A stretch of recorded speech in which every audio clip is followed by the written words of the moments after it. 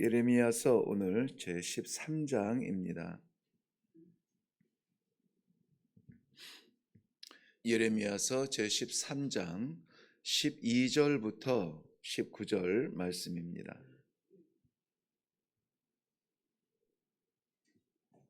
찾으셨으면 우리 한 목소리로 같이 읽겠습니다. 시작.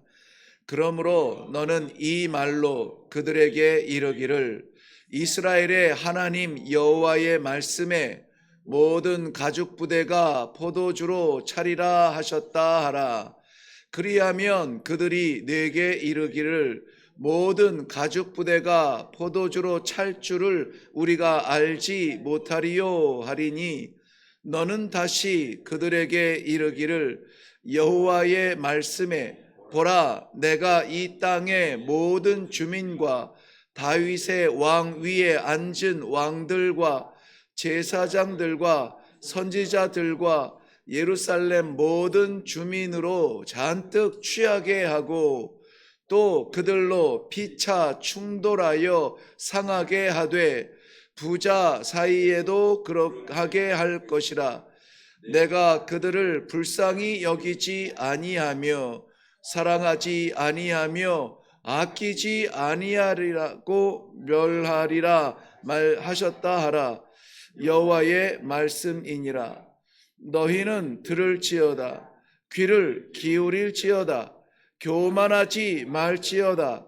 여호와께서 말씀하셨음이라. 그가 어둠을 일으키시기 전 너희의 발이 어두운 산에 거치기 전 너희 바라는 빛이 사망의 그늘로 변하여 침침한 어둠이 되게 하시기 전에 너희 하나님 여호와께 영광을 돌리라. 너희가 이를 듣지 아니하면 나의 심령이 너희 교만으로 말미암아 은밀한 곳에서 울 것이며 여호와의 양떼가 사로잡힘으로 말미암아 눈물을 흘려 통곡하리라. 너는 왕과 왕후에게 전하기를 스스로 낮추어 앉으라. 관 곧 영광의 면류관이 내려졌다 하라. 네겝의 성읍들이 봉쇄되어 열자가 없고 유다가 다 잡혀가되 온전히 잡혀가도다. 아멘. 네, 우리 먼저 기도하겠습니다. 마지막 때의 믿음을 보기가 어려울 것이라는 우리 주님의 말씀대로 믿음대로 살아가려고 애쓰고 수고하며 몸부림치는 성도의 모습을 찾기 어려운 이 시대에 온전히 세상에 끌려가지 아니하고 온전히 말씀에 이끌리기 위하여서 오늘도 주님 전에 달려나오게 하신 주님의 귀한 백성들, 아버지께서 부르셨사오니 말씀하여 주시옵소서. 말씀하실 줄로 믿사옵고 예수님 이름으로 기도하옵나이다. 아멘.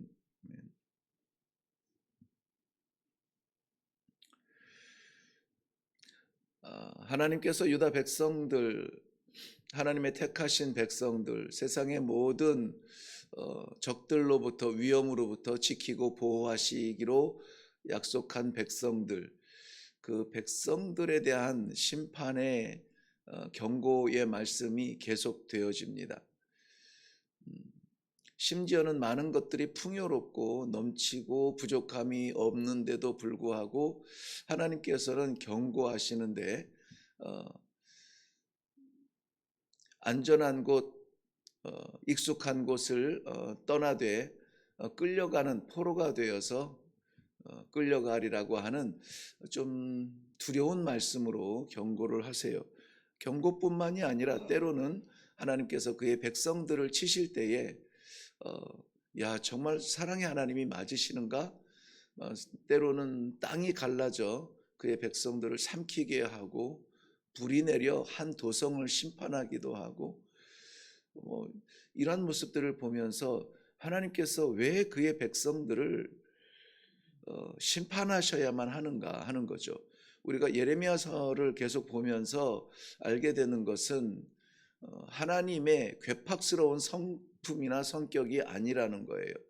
하나님의 변덕스러움이 아니라 그 백성이 하나님과의 언약을 파기함으로, 그래서 언약 파기에 대한 하나님의 채찍이요, 또 언약 파기한 백성들을 너 이거 질서대로 안 했으니 너 버린다라고 하는 것이 아니라 어떻게 해서라도 다시 그 언약 안에 불러주기 위한 그러한 하나님의 마음 아픈 채찍이요, 눈물 나는 매라는 것을 우리는 알 수가 있습니다. 그래서 구약에도 마찬가지고 신약도 마찬가지입니다만은 끊임없이 백성들이 무너지고 위험할 때마다 세우는 사람들이 있어요. 선지자, 제사장, 사사, 때로는 외치는 종들을 세우십니다. 그러므로 선지자들이 왜 필요할까?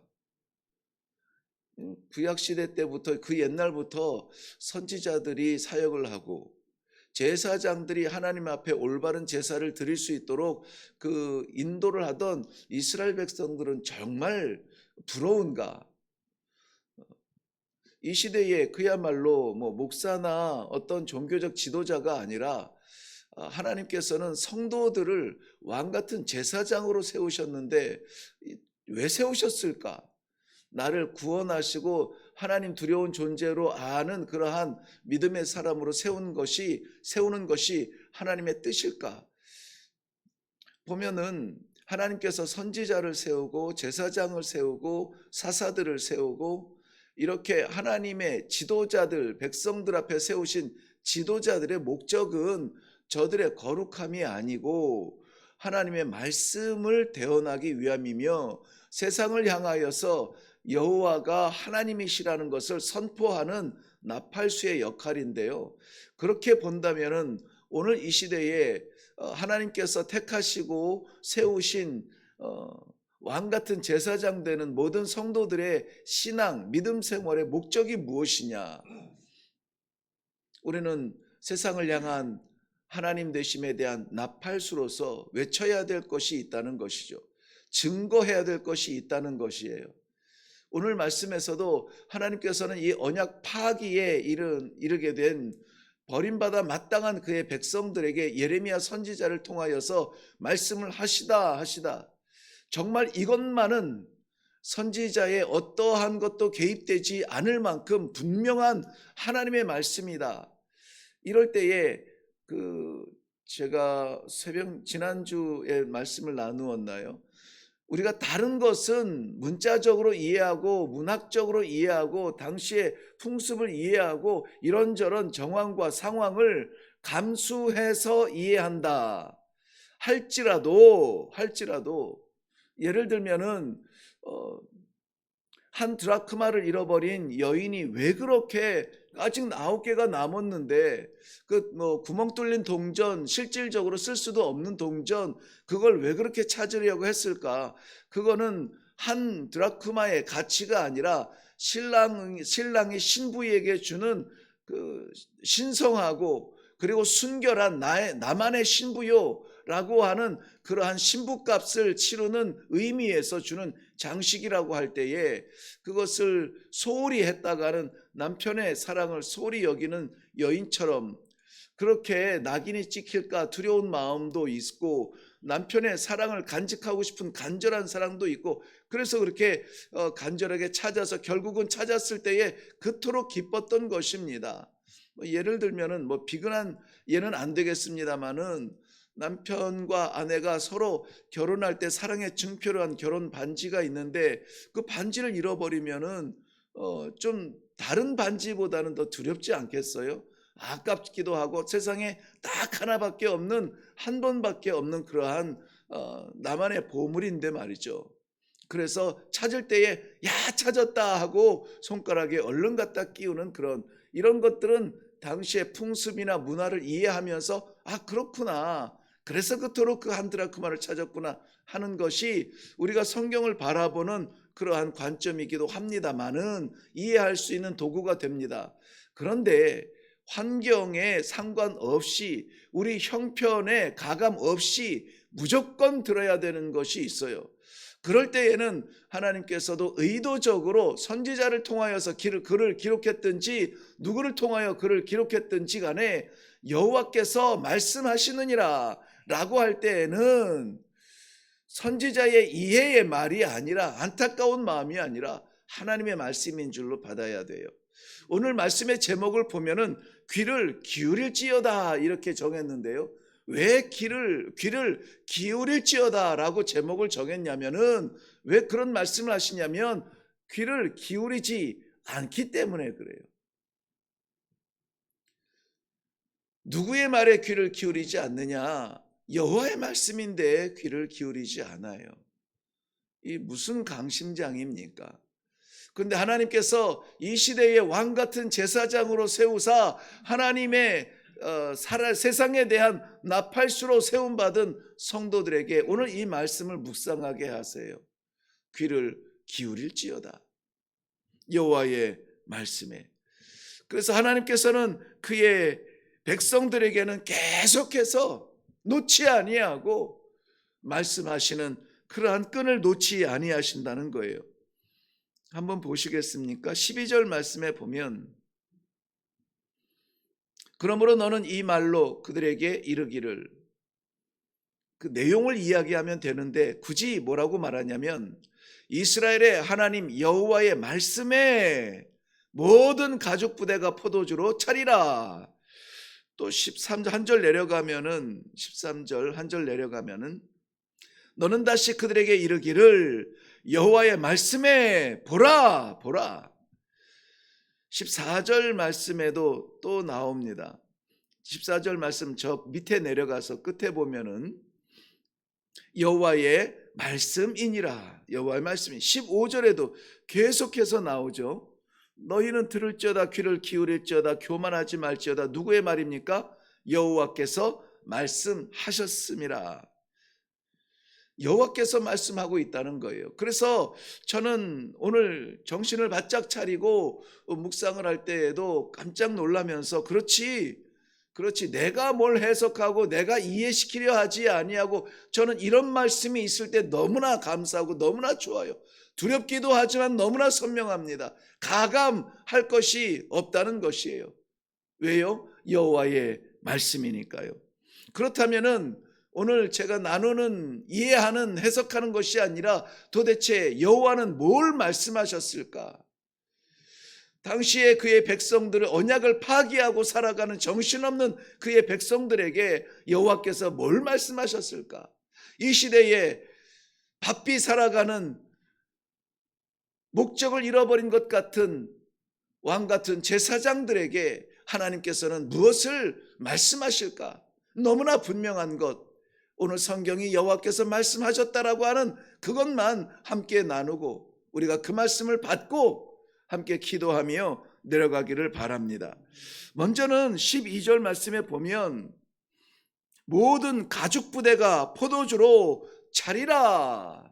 찼으면 좋겠다가 아니라 차리라. 이것은 하나님께서 없으면 채워라도 주실 것들이에요. 가죽 부대, 포도주를 보관하는 용도죠. 양가죽으로 만들어서 보관하는 그러한 도구입니다만은, 본래는 항아리라는 의미, 그릇이라는 의미인데요. 그릇에 포도주를 담지 않는 문화에서 번역을 해서 그런지 어쨌든 가죽 부대가 포도주로 차리라 했습니다. 항아리가 됐든 가죽 부대가 됐든 보관하기 위해서 준비되어진 그것이 가득 찬대요. 무엇으로? 포도주로 가득 찬대요. 우리 모든 사람들이 다 좋아하는 말이에요. 채워주소서, 채워주소서, 넘치도록 채워주소서. 하나님의 뜻대로 채워달라는 것도 아니에요. 항상 우리의 마음 그릇은, 소망 그릇은 넘치도록 채워져야 속이 시원합니다. 건강도 뛸지라도 피곤하지 않는 약속을 이루어 주사 피곤하지 않게 해주세요. 재물도 많아서 정말 하나님의, 저는 그렇게 기도를 의도적으로 기도합니다마는 재물에 대해서 달리 기도할 게 없어요. 재물을 허락하여 주시되 마음껏 주님을 위하여서 봉사하고 나누며 꾸어주고 베풀지라도 마르지 아니하고 부족하지 않을 만큼 채워달라고 그렇게 기도하는데요. 저도 기도할 때에 간절한 마음이 있지만 성도들도 참 좋아해요. 채워달라니까 좋아해요. 그런데 여러분, 모든 채워짐이 다 축복은 아니라는 사실을 우리는 알아야 돼요. 오늘 말씀에는 가죽 부대의 포도주를 채우리라 하나님께서 채우겠다고 말씀하셨거든요. 왜 채워주세요? 왜 채워주시냐면은 가득 찬 풍요로운 포도주를 먹고 마시고 취하고 정신이 혼미해져서 서로 다투리라. 서로 다툰대요. 정신이 없이 다투는 거예요. 주신 하나님을 바라보지 아니하고 풍요로운 것을 쫓아다니다가 풍요로움 때문에 싸우고 다투는데, 심지어는 부자간에도 다툰대요. 세상에 부부는 다투어도 부자는 안 다투지 않습니까? 아버지와 아들이 싸운대요. 왜? 취해서. 왜? 너무 풍성하니까. 그것이 전부이고 그것이 축복인 줄 알고. 그래서 우리는 그저 채워달라고 부족함이 없이 넘치게 해달라고. 은혜도 마찬가지인 것 같아요. 은혜도 넘치면 좋죠. 풍성하면 좋죠. 그러나 감당하지도 못할 은혜, 넘치도록 받아, 그거 욕심이 나면은요, 하나님께서 베풀라 주신 은혜를 내가 그냥 꾸역꾸역 삼키고 담아 놓다가 체합니다. 체해요. 은혜가 은혜인 줄 몰라요. 그래서 우리가 많은 세상에서 하나님께서도 의인의 가정에 구걸하는 자식을 본 적이 없다. 의롭게 살면 하나님께서 궁핍하지 아니하게 하리라. 일하는 소의 망을 씌우지 아니하시는 하나님의 은혜의 질서를 우리가 너무나 잘 알지만, 풍요로움이 목적이 되는 신앙은 그것은 위험합니다. 성공이 목적인 신앙, 성공시켜 주세요, 고쳐 주세요, 해결해 주세요, 이러한 것이 목적인 기도는 그거는 위험해요. 왜 그것을 이루어야 되는지, 내게 맡기신 그 모든 것들이 하나님의 뜻대로 쓰임받기 위하여 아버지의 뜻이 이루어지기를 원하나이다. 나로 인하여서, 제가 얼마 전에 한번 이러한 내용으로 설교를 나눈 적이 있는데요, 나로 인하여서 회복하기가 너무나 힘든, 애를 쓰지만은 회복하기 어려운 지경에 나를 내리셨을 때는 내가 내려놔야 되는 것이 있어요. 오늘은 그것이 무엇인지를 분명하게 하나님께서 말씀하여 주시는데요. 하나를 더 보고 그리고 그 다음에 말씀하겠습니다. 14절 말씀에 보면은 그들로 피차 충돌하여 상하게 하되 부자 사이에도 그렇게 할 것이라. 내가 그들을 불쌍히 여기지 아니하며 사랑하지 아니하며 아끼지 아니하고 멸하리라 하셨다 하라. 누구의 말씀이에요? 여호와의 말씀이니라. 멸하리라. 여호와께서 말씀하신 거예요. 그러면 망하는 겁니다. 여기에 삼중적으로 하나님이 좋은 약속을 하시는 것이 아니라 뭐라고 약속하시냐면, 불쌍히 여기지 않겠다, 사랑하지 않겠다, 아끼지 않겠다, 내가 그들을 멸하리라. 이거는 반드시 일어날 일이에요. 왜? 여호와의 말씀이므로. 말씀드린 것처럼 하나님께서 거두지 아니할 이 책망의 말씀이 왜 누구에게 일어나느냐? 그저 아이처럼 달라 이게 순전한, 밑도 끝도 없는 그러한 순전한 신앙이 아니요, 하나님의 뜻을 구할 신앙의 나이가 됐음에도 불구하고 여전히 우리는 하나님을 채우는 도구로만 여긴다면, 세 번째 하나님께서 말씀하시는 것이 있어요. 15절입니다. 너희는 들을지어다, 귀를 기울일지어다, 교만하지 말지어다. 여호와께서 말씀하셨습니다. 왜 우리에게 풍요를 주시지 않습니까? 왜 우리가 당한 이 정말 죽음 같은 계곡에서 벗어날 기미가 보이지 않습니까? 왜 정말 우리가 낮추고 절제하고 겸손하지 않으면 회복될 수 없는 그러한 자리까지 나를 내려놓으셨습니까? 교만하지 말아야 해요. 물질 시대, 물질 만능 시대에, 인본주의 시대에, 이 시대에 우리가 가장 빠지기 쉬운 범죄는 무엇이냐? 교만이에요. 하나님께서 가장이라는 표현을 써서 죄송합니다만은 저는 그렇게 생각을 하고 있어요. 하나님께서 가장 싫어하는 죄가 무엇이냐? 저는 당연히 교만이라. 사람이 많아지는 것은 복된 것이라 여길 수 있겠지만 그것으로 인하여서 마음이 교만해지면은 하나님이 보이지 않습니다. 하나님을 도구로 쓰려고 합니다. 그것은 어디나 마찬가지예요.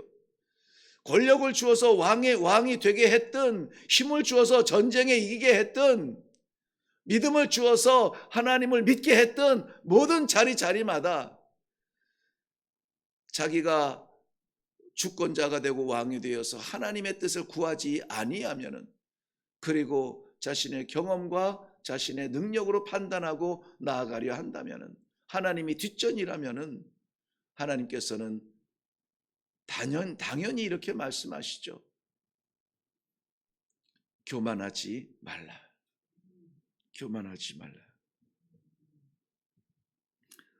듣고 귀를 기울이면 될 일인데 듣지 않습니다. 귀를 기울이지 않습니다. 귀를 기울인다는 것은 뭐냐면 마음을 연다는 의미인데요. 마음을 열지 않습니다. 이해의 세계 속에 딱 갇혀서 이해가 되는 말씀만 받으려 하고 그 정도면 괜찮고 그 정도면 이해가 됩니다. 딱 거기까지. 이해되지 않는 말까지는 넘어갈 수 없는 그건 다른 세계라 여깁니다. 그런데 하나님께서는 들으라. 귀를 좀 기울여라. 교만하지 말아라. 여호와께서 말씀하셨다고 합니다. 마지막으로 여호와께서 우리에게 말씀하여 주시는 것이 18절에 있습니다. 18절에 너는 왕과 왕후에게 전하기를 스스로 낮추어 앉으라. 관 곧 영광의 면류관이 내려졌다 하라. 스스로 낮추는데 누구에게 이 말을 하냐면 여호야킨을 이야기하지만은 시대적으로는 그렇다고 하지만은 한 사람이나 한 시대에 저는 가두어 놓고 싶지는 않은데요. 그래도 여호와께서 말씀하시고 싶은 말씀은 이거예요. 스스로 낮추라. 스스로 낮추지 아니하면 하나님께서 낮추시게 되는 거예요. 하나님이 낮추시게 되면은 우리의 무릎이 꺾어지고 허리가 꺾어지고 모가지가 꺾어지는 고통을 당해야 돼요. 하나님 앞에 그리하여서 겸손하여 마음문을 열고 하나님께서 말씀하시는 것을 아멘으로 받는 믿음이 얼마나 순전하고 얼마나 아름다우며 얼마나 하나님 아버지 앞에 복된 믿음이 되겠습니까? 우리는 각자의 섬기는 교회에서 어제 하나님의 말씀을 받고 한 주간에 그렇게 살기로 부활하신 예수 그리스도 우리를 죽음 가운데 부활시켜 주셨사오니 부활의 몸으로 이 한 주간을 그 말씀 따라 살겠습니다. 말씀이 나를 이끌어야지 내가 원하는 말씀을 뽑았을 수는 없는 겁니다. 그러므로 이 한 주간 사랑하는 성도 여러분 귀를 기울이시고 여호와의 말씀에 집중하시고 판단하지 아니하며 순종하여 하나님 예비하신 약속의 면류관을 영광의 면류관을 받기에 부족함이 없는 귀한 성도들 되시기를 주님의 이름으로 축원합니다. 내릴 때에는 내려가시고 깨트릴 때는 깨달으시고 계속될 때에는 겸손하시고 하나님의 뜻을 구할 수 있는 멋있는 성도가 되어서 하나님의 칭찬 듣는 복된 삶을 사시기를 주님의 이름으로 축원합니다. 기도하겠습니다. 귀를 기울일지어다. 아버지의 말씀을 분간할 수 있는 지혜를 허락하여 주시옵소서. 그리하여서 혼란스러울 때는 내 경험과 내 생각과 내 영역을 내려놓고 단순하게 아버지의 말씀만 받아서 우리의 심령에 채워지는 말씀의 은혜로 살아가는 성도의 삶이 되게 하여 주시옵소서. 감사드리며 예수님의 이름으로 기도하옵나이다. 아멘. 네, 오늘도 저는 우리 성도님들을 위해서 기도하며 맡기신 기도의 제목들을 위해서 기도할 것입니다. 그러나 하나님께서 우리의 삶의 현장마다 졸졸 따라다니면서 우리를 만족시켜 주시는 그러한 하나님이 아니라 하나님의 말씀이 나를 인도하시고 내 인생의 빛처럼 내 발의 등처럼 이끌어 주시는 대로 한 발 한 발 순종하며 나아가는 그러한 성도의 삶이 되게 하여 주시옵소서. 그리 기도할 것이고, 여호와께서 그 신앙 양심에 말씀하시는 것마다 아멘, 알겠습니다, 알겠습니다, 하나님 앞에 순종하는 귀한 성도들의 삶이 되게 하여 주옵소서. 기도할 것입니다. 하나님의 말씀이 있는 곳은 생명이 있는 자리입니다. 소망이 있는 자리입니다. 회복이 있는 자리입니다. 하나님의 약속을 붙들고 오늘도 한마디라도 하나님의 뜻을 구하고 한 번이라도 하나님의 말씀에 순종할 수 있도록 기회를 허락하여 주시고 담대한 믿음의 마음을 주시옵소서. 우리 먼저 기도하시고 그리고 각자의 기도의 제목으로 나아갈 수 있기를 바랍니다. 우리 같이 기도하겠습니다.